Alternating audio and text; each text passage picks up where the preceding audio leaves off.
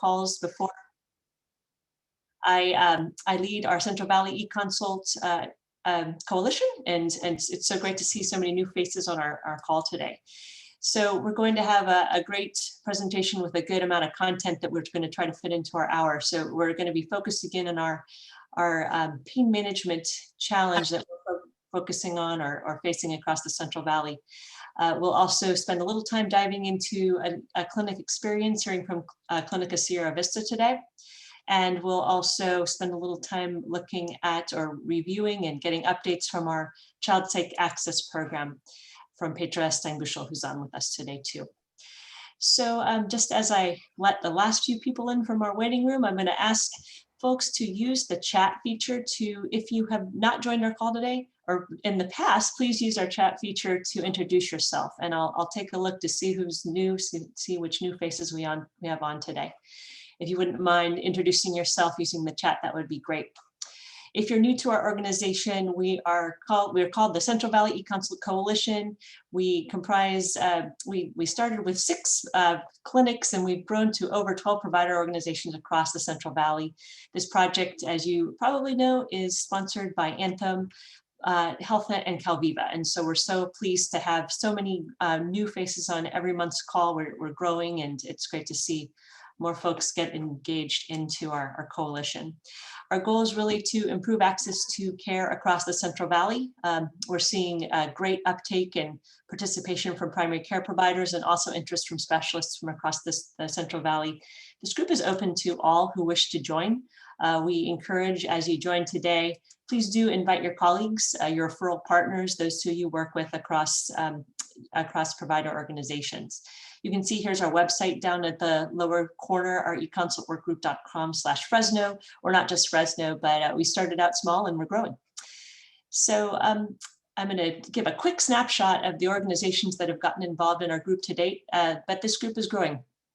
We are not just FQHCs, although we have a good number of FQHCs who are up and running on our eConsult platforms. It's great to see other providers interested, small practice, rural health centers, Indian health centers interested in getting involved in our program. You can see those who are in green are active in eConsult, and those who are in yellow are those who are perhaps new to our program, getting involved and looking at how they might participate in eConsult. So it's great to see this group grow. I'm going to take a pause here and just see if we have any new folks on our call who'd like to introduce themselves. And I'm just looking at our chat. Thank you so much, Jessica, for joining us from Kauai Health. Really great to have you on, and it's been good to have you involved recently too. Anyone else who'd like to introduce themselves, please do that. Just a quick review of our key tenets of our eConsult coalition. We work with primary care organizations to provide the support that's needed to be able to get up and running on eConsult. Thinking of eConsult as really a first step to improving access to care, a first step in the referral process. And as we work with primary care providers, we try to provide tools, resources necessary to address immediate needs. That's one of the reasons we're talking about pain management today. But we do want all primary care providers to know that this is something that can be used as a tool for improving the referral process, considering it as a first step for routine and non-urgent, non-procedural referrals.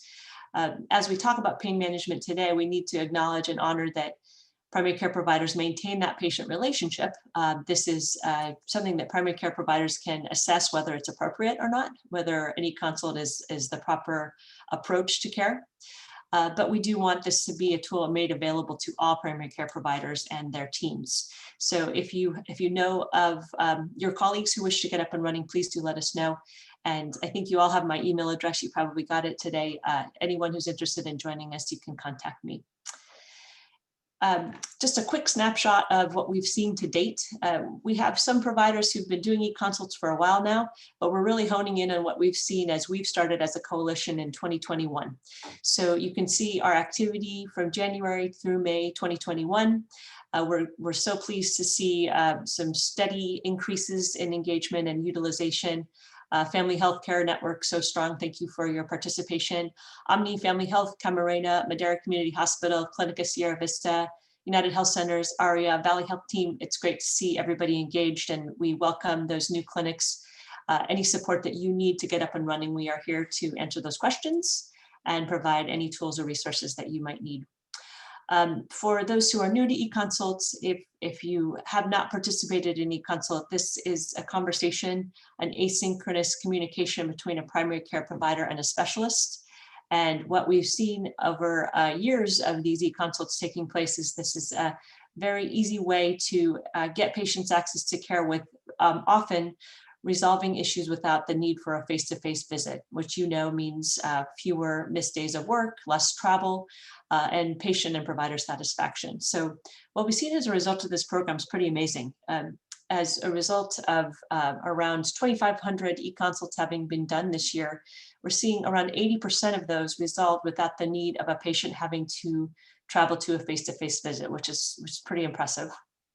In addition, we're seeing that the response time is very rapid. So specialists responding to primary care providers' requests typically happens in less than 2 days. It's often much more quick than that, but we average out at in under 20 hours. So it's pretty amazing. You can see sort of the gamut of specialties that are supported.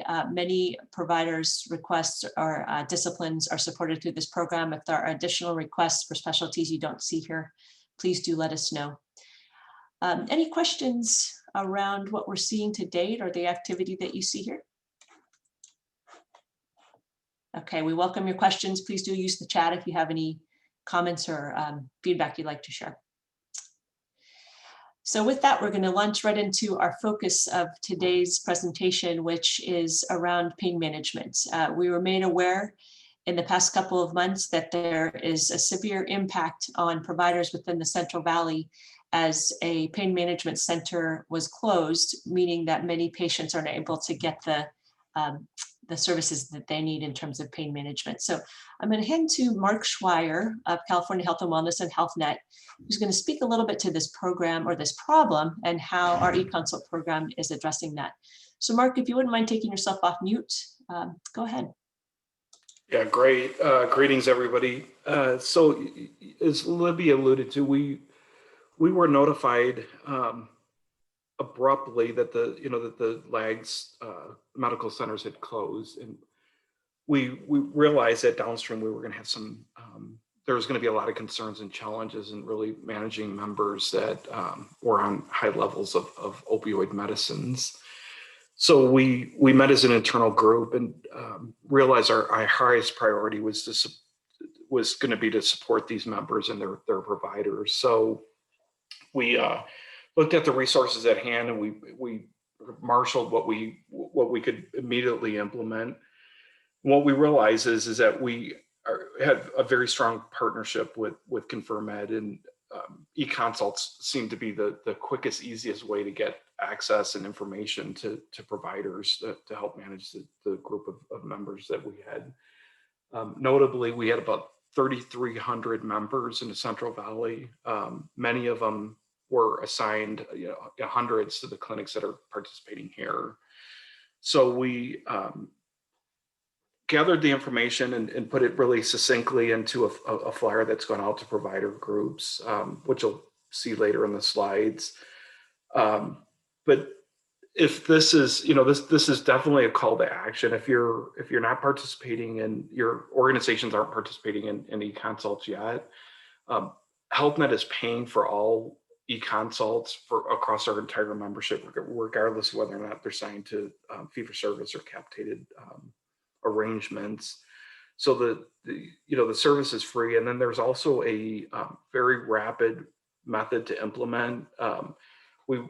We prefer the customized approach, in the large organizations, but to get things off and get support to providers, you can very easily access eConsults and submit and get a response within a couple 3 days back.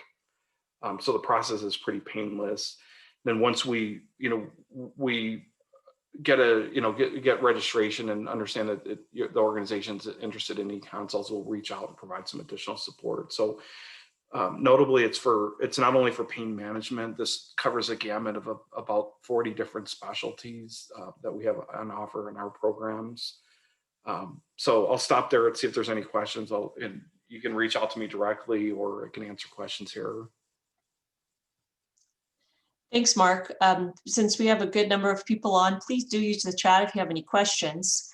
Armando Milan of Anthem, I know you wanted to comment on this immediate need. Go ahead, Armando. Please take yourself off mute. All right, I hope everyone can hear me. So the Yes. closure was sudden and has impacted pain management throughout California for us. There is a big coordinated effort across internal departments to fill the gaps left by lags and to coordinate care for our members. We are aware that there are challenges that our providers are facing, and we are working to brighten different avenues to address the members' need, whether that be through credentialing new providers, utilizing specialty telehealth, Bite Heart Health for holistic pain management, or through the e-consults program. I think it's very important to highlight pain management crisis is not going to go away. We will be looking for what resources we can use to address the needs today and going forward. And e-consult is one of those solutions. Thanks so much, Armando. I think this is a great tool to be able to address what we know isn't an immediate solution. However, this is a tool that can address our problem. Any other comments or questions before we launch into our presentation today? Well, with that, I'm going to introduce Dr. Bennett Davis, who is an e-consult provider for pain management. So having a specialist speak to us about certain and specific cases and approaches to pain management through e-consult is going to be so helpful to hear. So with that, Dr. Davis, would you mind introducing yourself and talking a little bit about your experience to date? Thank you so much. So hello, everybody. My name is Bennett Davis. My original training was in orthopedic surgery, then a fellowship in England, which included rheumatology, neurology, and I've been involved in multidisciplinary pain management type of programs at the University of Arizona private practice, now at a residential OP and PHP level behavioral health facility that treats addiction, trauma, and pain for about 25 years now. So I have probably a pretty unique perspective on what's going on in California because I started doing e-consults there many months ago, and all of a sudden I saw a big blast of e-consults come through for saying Lags Clinic closed, it needs a new pain provider, something like that. I could hear the distress in the request. For those of you who may not know, I have a chance to look through clinic notes. Clinic notes from the primary care provider are attached. Often clinic notes from the pain management clinic that was seeing them are attached. And I have a chance to review what's going on, see the diagnoses, the medications, that sort of thing. So that's my window into this issue. And I'm going to present to you first what I think maybe the solution is, and then we'll get to some of these things. That's what's showing now is an article that I wrote with the Pain Echo faculty from the Weizmann Foundation, that group, addressing questions about how to appropriately taper people off opioids if you decide that needs to be done. That isn't an article that gets into how many milligrams, how fast. It's an article that gets into the higher level issues of when it's appropriate to taper and how to go about doing it in a safe way. Primarily understanding what the pain is. So I think there's a three-part approach that is relevant to California. I was thinking about this. I'm just going to present it to you folks for thought, for discussion. First and foremost, it comes safety. So there are people coming out of this pain clinic that closed, and there are people in other pain clinics elsewhere and in primary care management probably that are at high risk. First step is identifying patients at risk of accidental overdose and probably diversion as well, but that isn't going to be as big a group. Accidental, and we might as well add intentional overdose, suicide attempts.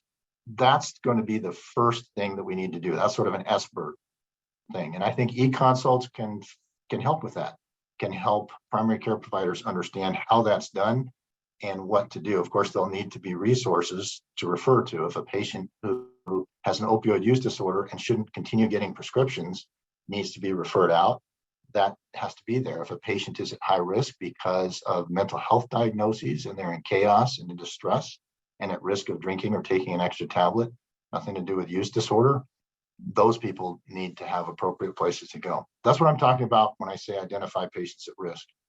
The next step, step two, is figure out what the reason the patient is hurting is. A lot of times grief and trauma is really at the root of it. I'm going to address that in just a second from what I've seen in e-consults. And the third step is get them into appropriate treatment based on the reasons they're presenting with pain complaints. And often fatigue, anxiety, insomnia, depression, and others. So the end goal then is that third step to get people into appropriate treatment. And I want to show you folks something that's relevant. I'm going to share my screen briefly here. If it's okay, Libby, I'm taking over. I'm going to show you all a typical attachment that would be in an e-consult. I do my best to back things up with evidence, of course, when I'm explaining things to primary care providers. And this is simply 2 studies that tell us who these people are who have failed conservative treatment of their pain. This is focusing on back pain. The first study, done by Eugene Carrigy up at Stanford, looked at reasons people develop chronic back pain and fail conservative treatment prospectively. This study looked at asymptomatic patients, asymptomatic people, and went forward for years with this large number to see who developed chronic back pain that was refractory to care, and only psychosocial factors predicted those who would become chronic pain patients.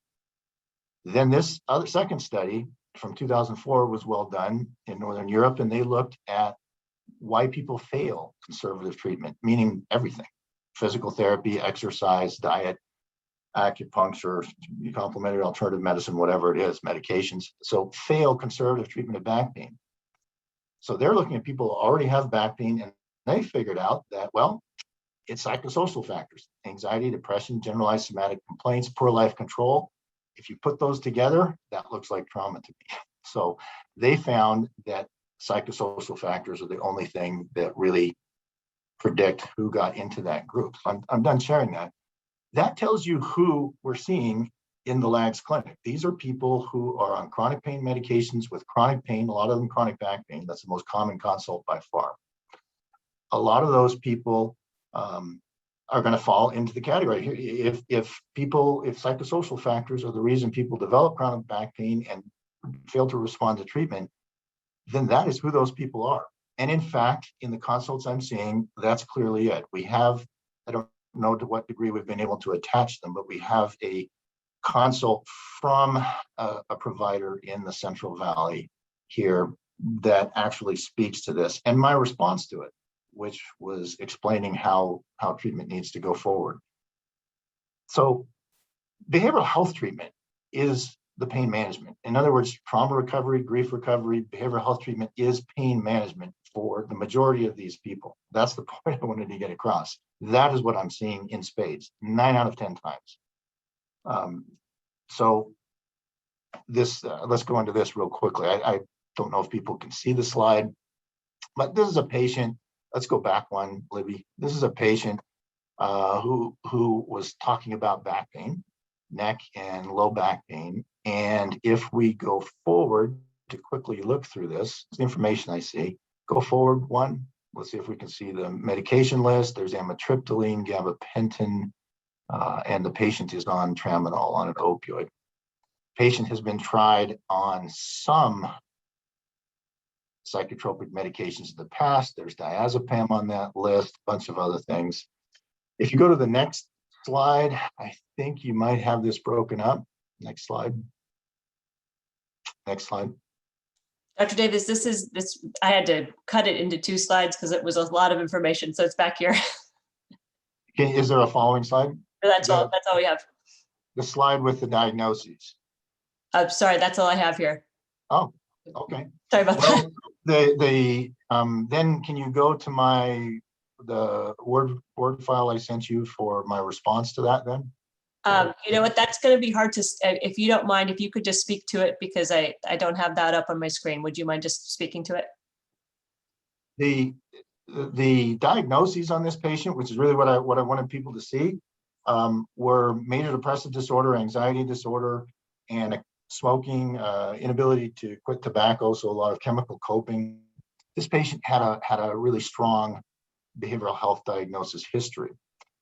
this was a typical patient. So Libby, if you can get the information I sent you that is actually simply a cut and paste of the actual e-consult I sent out with the attachments that I sent out to kind of educate the primary care provider what was going on, that would be great for the group. So they can see what kind of response I gave. That was sort of the essence of it, actually. Okay, thanks, Dr. Davis. I will share that with the group. I think what we want to get to is really our tools of what the approach would be to get involved in the e-consult. So I'll share your response since I don't have that up on my screen right now, but just wanted to get to what the steps might be to actually do an e-consult, being able to get access to that advice. So would you mind speaking to that, or if Marianne's going to speak to that, or Augie? Yeah, I think others are going to step to how to get an e-consult. What I want people to understand is that the e-consult can come in at the expert triage level. You know, is this patient high risk? How do I know? How do I screen for someone who really has behavioral health factors that are out of control and at high risk and needs to stop being prescribed medication and rather be treated in the behavioral health side? They also, e-consults will come in at the level of figuring out what is going on with the patient. That's mainly what I'm doing. Most of the e-consults are at that level. Is this more psychosocial factors driving chronic pain, or is there a physical issue that needs to be addressed further? We can help the primary care with that in step 2. And finally, in step 3, behavioral health, hopefully someday we have e-consult and telemedicine behavioral health to support the primary care providers. If you want to know how to get an e-consult for those different things, I'm going to defer to others, Libby. Thank you so much, Dr. Davis. And I'm not sure if Dr. Anderson or Augie wants to speak to this, but we have this tool available to you all. This is our, this was attached to your message that you got via email today, the sort of a quick start flyer and as to how you might conduct e-consults for pain management. Of course, all e-consult platforms are supporting this. So this is not just on ConfirmEd. However, this is the tool for how to get started if you're using ConfirmEd. And the other piece we wanted to talk about is that Dr. Davis will be supporting a continuing medical education session on this. So I know we're limited on time today, Dr. Davis, to go into the details of how effective e-consult communications might be conducted, but that's what we're going to be focusing on in July. So with that, we do want your interest. We would love to hear from you as provider groups. Who would be interested in attending that CME course. This can be for primary care providers or specialists interested in continuing medical education on e-consult. So Dr. Davis is working with us. We'll get that date out as soon as we work on your availability as providers, since we know we need to work around you and your schedules with patients. The other piece we want to note here is that these links that are within our PowerPoint deck here take you to FAQs around pain management. I'm not sure if the ConfirmEd team wants to speak at all about these tools. Yeah, Libby, this is Darren. I can jump in. So I just want to emphasize that for many of the people on the call are already working with ConfirmEd, and so for them, all they need to do to get a pain management e-consult is simply continue using whatever submission process we've developed with you. There's no extra steps. However, other participants who aren't currently working with us can use the information on this handout to get to what we call our quick start process, which is a quick launch way of just getting the information to us on who you are and where you're practicing so that we can get you in our system and get you submitting consults, starting with pain, but really for any of the specialties that are covered by this program. So, you know, the link that you see there, we actually, Dr. Davis and I have been working on solutions to help primary care providers with pain care issues for almost 10 years now. In addition to the e-consult platform that we're talking about, we've developed Project Echo sessions, webinars, which we're going to be developing and giving at least a session coming up soon. We also have an entire website called PainNet, which it's a repository of documents and supportive content. We put a sample of one of the things that we have on PainNet here, which is called the checklist for prescribing opioids. And we have a lot more content like that available. So I think our goal as we dive deeper into this program and understand more the needs of the participating practices, we will be making more of that content available to anybody who's looking to get their hands on it. We have templates and a whole variety of articles and white papers and quick one-pagers that'll give more information to primary care providers and help them tackle this particular issue. So excited to take any questions in the chat or afterwards, and most importantly, get people connected to Dr. Davis and others so that we can start helping primary care providers and practices unpack all of the issues that typically come with this chronic pain and opioid topic that we're seeing. Thank you, Dr. Anderson and Dr. Davis. If we have additional questions, please go ahead and submit them through the chat and we can get back to them throughout our session today. Dr. Davis, we appreciate your time. We're looking forward to the CME course in July, and please do share any interest in CME. You can see my email address here. And I do want to note that that e-consults are conducted on multiple platforms as part of our Central Valley e-consult coalition. And Rubicon MD and Arista, we are aware, we do know that you can do pain management consults using those platforms too. So we appreciate Dr. Davis. And also, if you do wish to speak with Susie at Rubicon around Rubicon MD pain management, please do reach to Susie also. With that, we want to take a little time on each of our monthly calls. We spend a little time highlighting what we're seeing in the field, what we're seeing through our clinics who are participating in e-consults, and we like to hear their experiences, any of their best practices of what they're using to engage and to promote use among their primary care providers. With that, I'd like to introduce Rocio Aragon. Rocio, if you wouldn't mind unmuting yourself, we're gonna let you speak a little bit about your experience to date. Rocio, we know that Clinica Sierra Vista is using Rubicon MD to conduct their e-consults. And I'm just going to quickly mute if we have anyone who is not speaking. Thank you for keeping yourself on mute. So Rocio, if you wouldn't mind unmuting yourself, I'm going to skip over to your dashboard of your experiences, and you can share a little bit about how things are going at Clinica Sierra Vista and any of the best practices you've been using to encourage e-consult use. So go ahead, Rocio, please introduce yourself.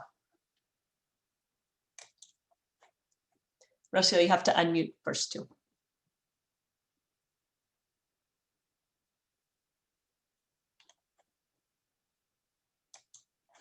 Okay, as Rocio is unmuting, I'm just going to note here, this is the type of data we are appreciative that we work with our vendors to be able to capture on e-consult use. We are pleased to see such great uptake in 2021. So Clinica Sierra Vista's sites have done a good number of e-consults, and they've increased as of June. We saw a big uptick in volume in June, which is exciting to see. So 138 e-consults to date, with 34% avoidance of needing to have a face-to-face visit as a result of those e-consults. And through the Rubicon MD process, the users of Rubicon to do e-consults at Clinica Sierra Vista are able to obtain CME for participating in a quick satisfaction survey at the completion of each e-consult. So we're seeing high level of derm being done here, as you can see in the lower left-hand corner, OBGYN, peds, urology, very quick turnaround time with an hour and 15-minute turnaround time. And when primary care providers complete their e-consults on Rubicon, they do a satisfaction survey, and you can see what a great satisfaction score of 4.9 out of 5 in terms of provider satisfaction, which is great to see. Rocio, I'm not sure if you're unable to mute and share any of your perspectives. Hey, Libby, this is Brito here. Rocio has some problems, and I can give an update. Thank you, Brito. Okay, no problem. Could you introduce yourself quickly? Hi, this is Brito Saroja from Clinica Sierra Vista. I'm the Senior Director of Data and Analytics. And I work with Rocio and also with our CSV providers to onboard the e-consult platform for them. So as Libby mentioned, we are using the Rubicon MD platform. It is currently integrated within Epic, so our providers can create an e-consult, and the e-consult will get triggered to the Rubicon MD portal. So our providers, it saves a little bit of our time to our providers logging into a separate portal. They can do within Epic workflows. That's definitely a great deal.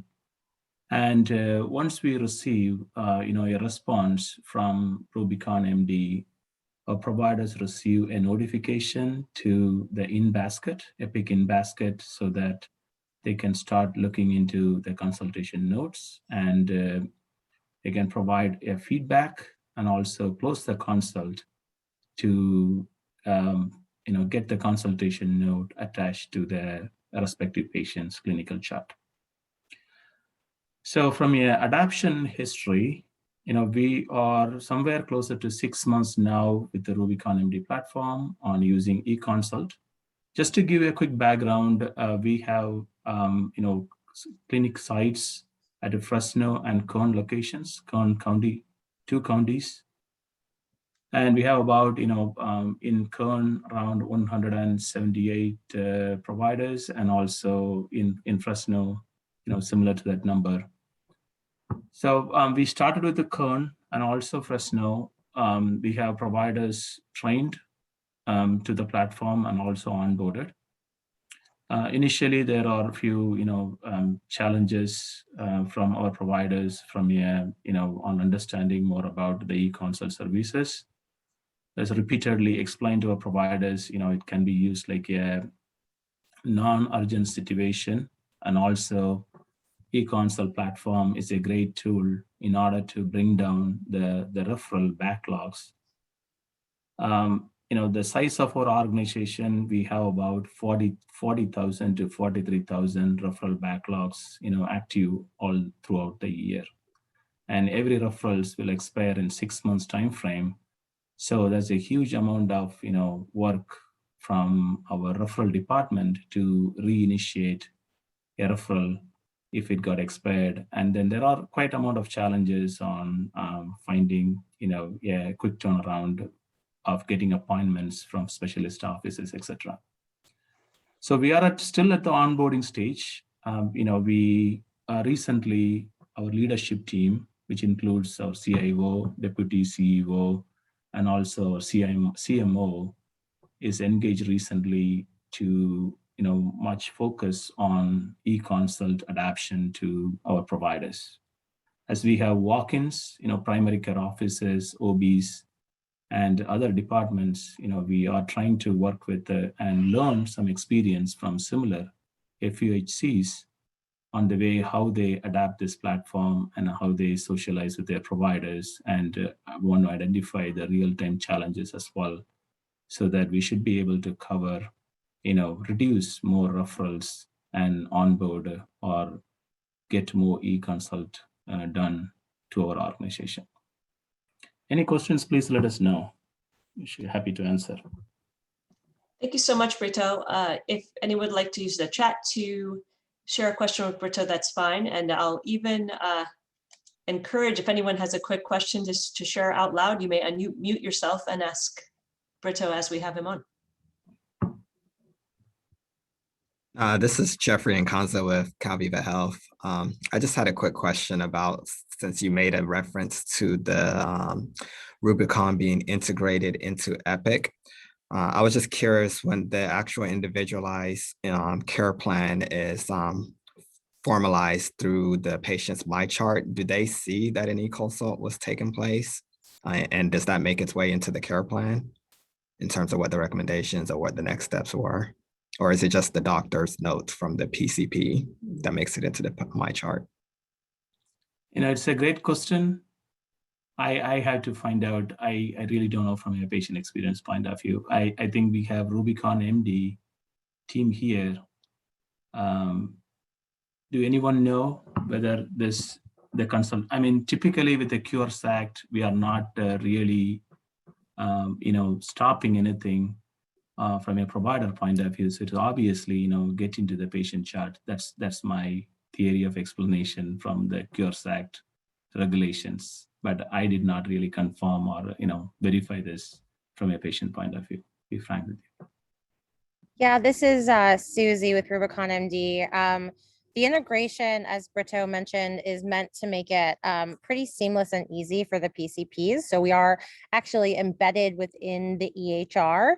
And we do this across not just Epic, but any of the major EHRs. We know PCP time, coordinator time, staff time is very valuable. In terms of, Jeffrey, your question about what happens on the back end when it is completed, so the e-consult is automatically sent. It's sent as a message and included as an attachment for the PCP. And then they ultimately can make a decision whether they want to share it in the patient chart so that the patient can see, whether it's a note, whether they want to make a note, or what is often then seen with many of our partners is if there is a face-to-face that does need to go in follow-up, this can be sent along with that referral order within the system. So it's meant to make it very easy, but it is up to the PCP how they want to include it and share with the patient. Sometimes it's information on the back end. Sometimes it's, here's what I was able to learn. Let's talk about it. Let's set up a follow-up appointment if that's really necessary. But again, it's really determined on how and where, what the question is, what specialty, all of that. Okay, I understand. Thank you. Thanks, Susie, and thanks, Jeffrey, for the question. One comment you mentioned, Brito, is that would be great to have examples of how clinics are getting the message out to their primary care providers, getting them interested and educated on how the process takes place. Brito, I'm not sure if you've shared the e-consult process at your primary care, sort of your standing meetings, of staff meetings or anything like that. Do you have a standing meeting where you talk about e-consult with your staff or providers? So the HIT department where Roxio is part of, they constantly have meetings with our providers. I don't know whether it is bi-weekly or monthly. Right. There is a recurring meeting between our providers and the HIT department. Discuss Great. about. Well, Britta, you brought up a really great point that I think we can spend some time on in our next call, is sharing some of the best practices that we've seen around primary care provider engagement. So thanks so much for that recommendation. So Sean Fullweiler, Valley Health team, had a question. What is the report definition for avoided services by specialties? How is an avoided service defined? So Susie, I'll let you clarify. Avoided service by specialty, I believe in this case, is the fact that through an e-consult, a patient did not need to have a face-to-face visit. This avoided the need for a face-to-face visit or avoided the need for additional testing, labs, diagnostics. Susie, did I get that right? You did, and the way that we actually record that data is through clinician survey at the end of the e-consult. And so there's some that probably have missed in here, but this is where the PCPs are actually able to say, wow, this helped us to avoid a referral or a diagnostic. So the total avoided service rate is across all the e-consults. Obviously, an e-consult can have the effect of both and or avoided referrals and diagnostic and procedures. And then the by specialty line is the number of e-consults that fell into those areas. So for example, of the 13 OBGYN e-consults that were completed in this data set, 5 of those were actually able to avoid additional services, whether that were referral or diagnostics. And I even see down here on the e-consults, we have already seen in conjunction with today's conversation, some pain management e-consult as well coming through. So we'll definitely report back, Libby, and stay in touch on if we're seeing those spike up across the summer, given, I think, the importance, as HealthNet said, in trying to make sure our patients are being treated appropriately and able to manage that with the closure of the clinics. Thanks so much, Susie. And thank you, Brito, for really a candid presentation of some of the challenges and some of the needs that we have around provider communications. And this is great food for thought and talking about primary care engagement ongoing. So appreciate your involvement today. Thank you. We are every month we try to focus on specific needs that we are seeing in the Central Valley. Back in May, we focused specifically on mental and behavioral health. And with that, it was a perfect time to address the opportunity to get involved in a program the CAP program, Child and Adolescent Psychiatry Portal Program, that we are looking to involve more closely and link closely with our eConsult program. So we have Dr. Petra Steinbushel with our call with us today. And Dr. Steinbushel, could you unmute yourself and provide some updates on the program? Yes, it's so nice to see everyone again. And I just wanted to share a little bit about, updates on our program. Michelle Reeder is here as well, and she's going to share a little bit about enrollment. But before we jump into that, I just wanted to ask or invite folks, to think about whether you or, someone that you know well or love has ever broken their arm. And if you'd like to, you can, send a reaction in the Zoom meeting, or you can type into the chat.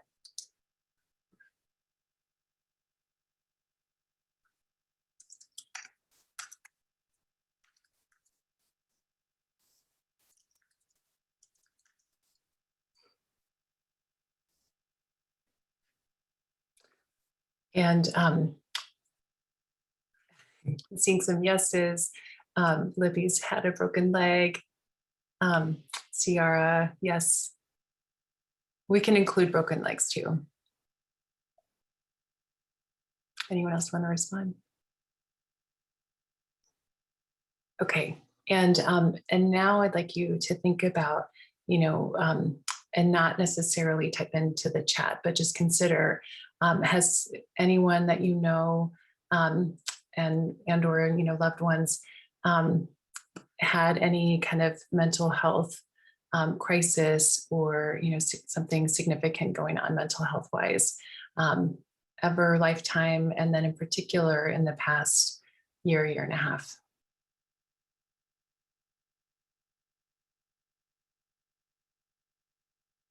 And what that's been like. Yeah, dementia care needs.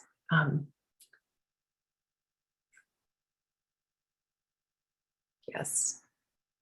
I think just thinking about dementia care needs, there's a lot, there are a lot of people who are kind of managing, both maybe their parent, that generation, and then also managing their children too. So kind of managing two generations and caring for them.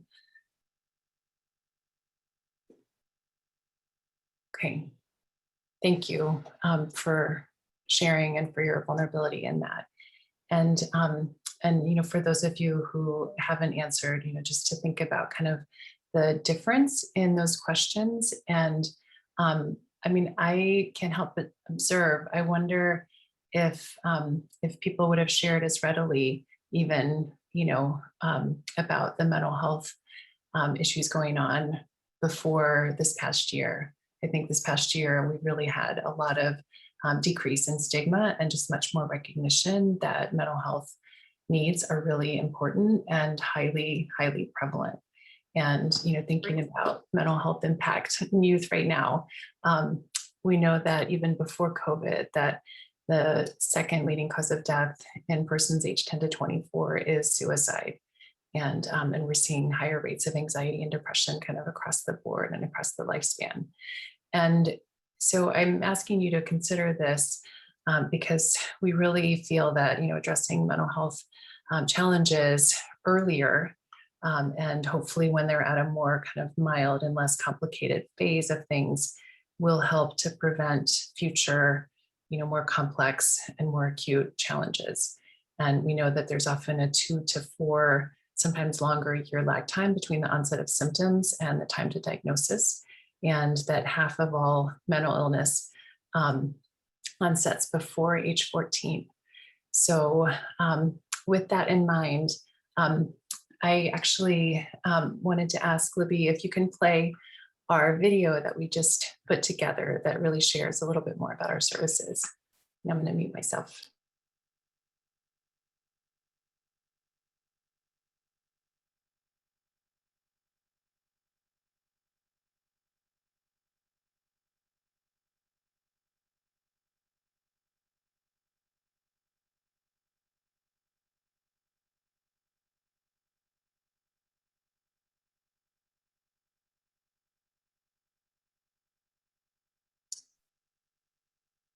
maybe just while we're pulling that up, I am actually gonna pass the mic, so to speak, to Michelle and share a little bit about our current engagement and enrollment in the Central Valley area. I think we were on a call a couple of months ago and shared that in partnership with Beacon and Anthem, we have been able to expand our program to the Central Valley, and we now cover, we have 365 pediatricians enrolled, and that means over 360,000 lives covered across 17 counties. And we are continuing to expand and are really excited to enroll FQHCs in the Central Valley and additional community groups and smaller practice groups. And so Michelle, you want to share a little bit more? Sure, thank you. As Pedro was saying, we are just really excited and thrilled to be expanding to the Central Valley, and we're really hopeful to get as many of the FQs and the smaller individual practices throughout the Central Valley enrolled with our program as soon as possible.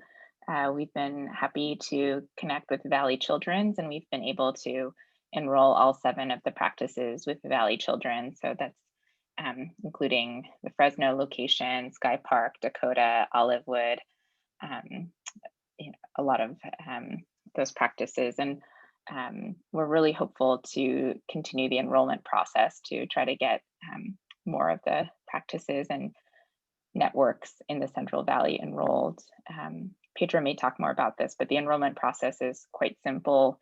There's just a simple link to fill out basically a web form, and then we try to meet with providers in your practice to talk about our service and what types of consultation and direct consultation we can offer. And then basically all of our services and our educational events are then available for your practice and for your providers.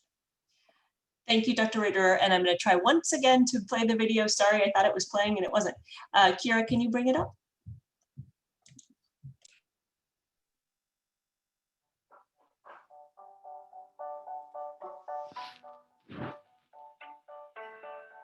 In our practice, we take care of kids as pediatricians do from birth to age 22. And recently, over the last few years, what we've seen many kids who are looking for help with mental health. We know that 1 in 5 children experiences a significant mental health disorder. And over the past 10 years, rates of psychiatric hospitalizations for children have more than doubled. There are an estimated 8,000 child psychiatrists in the country and an estimated need for over 40,000. So in light of just being aware that there was this gap, the creation of the CAP program was really very helpful. CAP is a child psychiatry access program that is aimed at helping to improve primary care providers.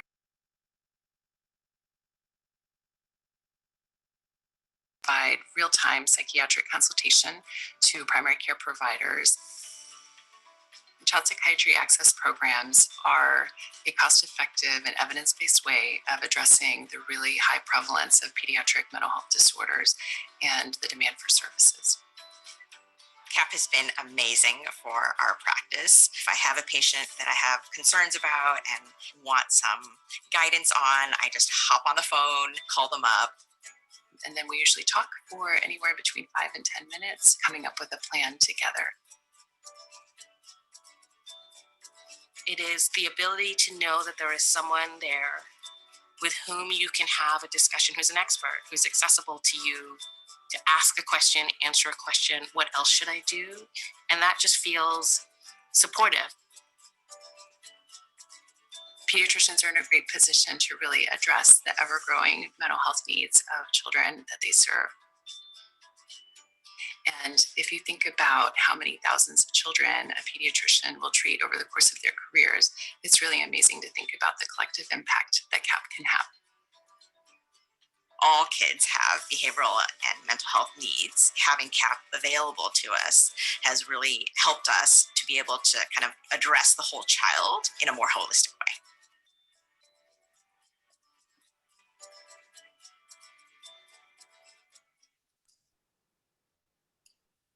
Thank you for playing that. So we're happy to answer any questions, but in terms of the enrollment process, we really, ideally, we love to have a clinical champion that can be, someone in leadership within the group, or a clinician who's really, interested in prioritizing increased access. We've just found that having an identified person can really help, to remind folks to use it and help with the uptake and implementation.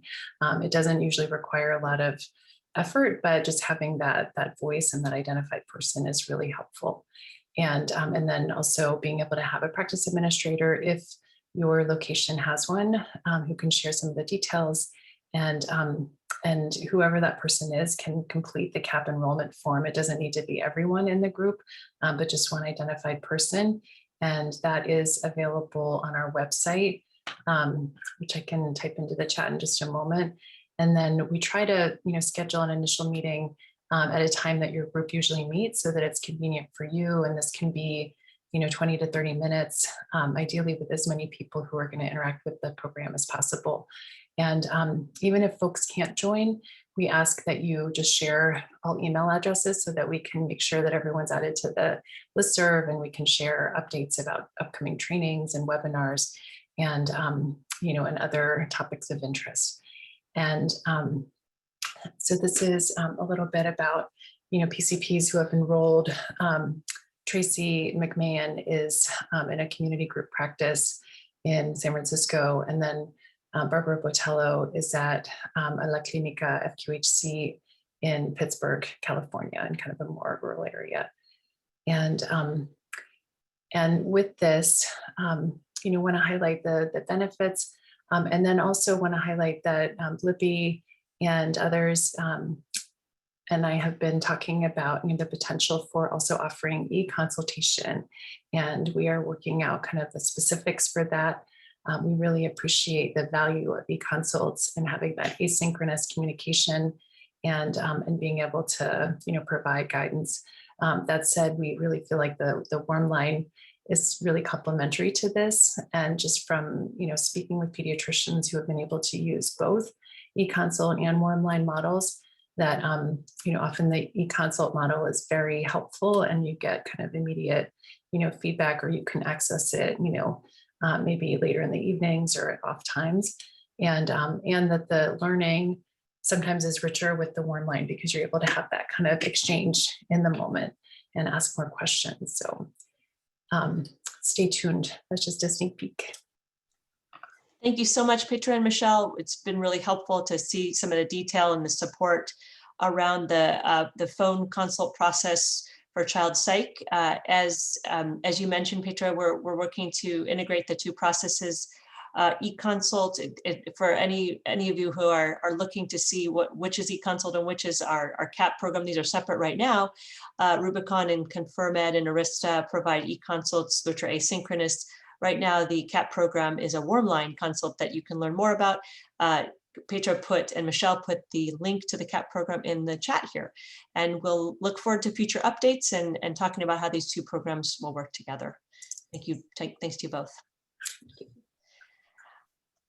So we do want to note that e-consult is not just for pain management and psych. We want to be able to engage other specialists that are local, your referral partners. So those of you who are at FQs and RHCs and Indian health centers, we do want to know who your referral partners are and how we might engage them in the program. For the health systems that are on today, those who have not gotten up and running yet on eConsult, we'd love to help you do that. So those who are specialty groups or health systems, please let us know how we can help you. And FQs and clinics and primary care providers, let us know how we can engage your partners. As you might be following, there's motion or momentum at the state level to support eConsult. We talk about this on our monthly meetings just to share with you what's happening at the state level around reimbursement and support for eConsult. On my previous slide, you saw that eConsults are reportable and reimbursable for specialists right now. We are working and following what's happening at the state level. Senator Ana Caballero's office introduced a bill to reimburse primary care providers no matter where they sit, whether it be FQHC or other locations, to do e-consults for Medi-Cal patients. So this is progressing through Senate Health. We are seeing it move forward, and it's great to hear that it will be heard on July 6th. Some of you have offered support for this in terms of adding your signatures to our letter of support that was done by the eConsult work group. We appreciate Dr. Joel Ramirez, who testified for us earlier this year for the eConsult work group and speaking in support of eConsult and its benefit to primary care providers. If your organization would like to participate in our letter of support, you can write to me, let me know your name, send me your auto signatures. I need an electronic signature to add to our letter. So if you'd like to participate, we welcome that. Please let us know if you can join in. And with that, we just wanted to keep everyone aware of resources that are available to you all. We, as the Central Valley eConsult Coalition, meet on a monthly basis. There is also a larger eConsult work group, which is a national group that we lead that is focused on adoption, focused on reimbursement and policy for eConsult. We're going to be talking next week about how states are supporting eConsult programs. And you can visit econsultworkgroup.com for best practices or playbook on adoption and publications around eConsult use and improvements to care. And I think you all are on our list to be able to get our Central Valley eConsult Coalition newsletter. If you're not, you can let me know and we'll add you to our list. This just provides publications around our topics that we're speaking to on a monthly basis. You can see, if you go back and check your email, all the information on the CAP program that you heard about today, information on pain management resources is in your newsletter.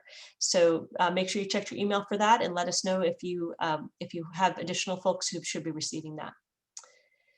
We thank you for joining us on a monthly basis. We will continue to work together and grow our group to be able to engage providers and other stakeholders across the Valley, to be able to share with you what's happening in terms of eConsult policy and reimbursement. We appreciate you all for your leadership and your innovation. This really is an innovative and a collaborative program. And we hope to be able to share as we grow and increase our use of eConsult. Thanks to you all. Have a great day and we'll see you next month.